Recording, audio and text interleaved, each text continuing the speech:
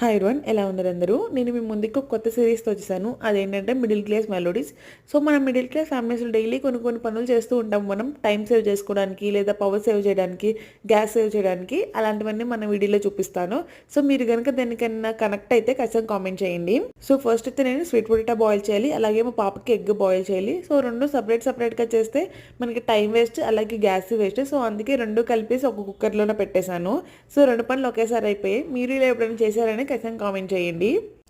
And second వచ్చేసి gas cut. మనకి కుక్కర్కి gas cut వస్తుంది కదా, దాన్ని డీప్ ఫ్రిడ్జ్లో పెడితే కొన్ని ఎక్కువ రోజులు వస్తుందని ఆలోచనతో దాన్ని తీసుకెళ్ళి డీప్ ఫ్రిడ్జ్లో పెడతాము. మీరు ఎంతమంది ఇలా పెడుతూ ఉంటారు అనేది కూడా నాకు ఖచ్చితంగా చెప్పండి.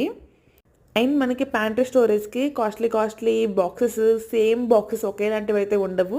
సో మన దగ్గర different sizes, different shapes, Horlicks bottles, Boost bottles ఇలాంటివన్నీ ఉంటూ ఉంటాయి. సో మనం వాటిని రీయూస్ చేస్తూ ఉంటాము. మీలో ఎంతమంది ఇలా చేస్తారనేది ఖచ్చితంగా కామెంట్ చేయండి. అండ్ మన దగ్గర స్టీల్ డబ్బాలు చాలా ఉంటాయి, వాటిని పడేయలేము. అలానే అందులో ఏది పెట్టామో ఎత్తుక్కునేంత టైం కూడా మనకు ఉండదు. సో అందుకే ఇలాగా మనీ సేవ్ చేసుకోవడానికి ఆ డబ్బాలను రీయూస్ చేస్తూ దాని మీద నేమ్స్ రాసుకుంటాము. మీరు ఇలానే చేస్తారు కదా.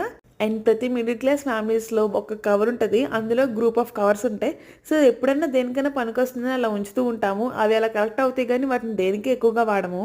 అండ్ మనకి పెరుగుకు వచ్చే డబ్బాలంటే ఎంత ఇష్టం అంటే, బయట మనం వేలు వందలు పెట్టి కొనే ఫ్యాన్సీ డబ్బాల కన్నా వీటిని ఎక్కువగా ఇష్టపడుతూ ఉంటాము.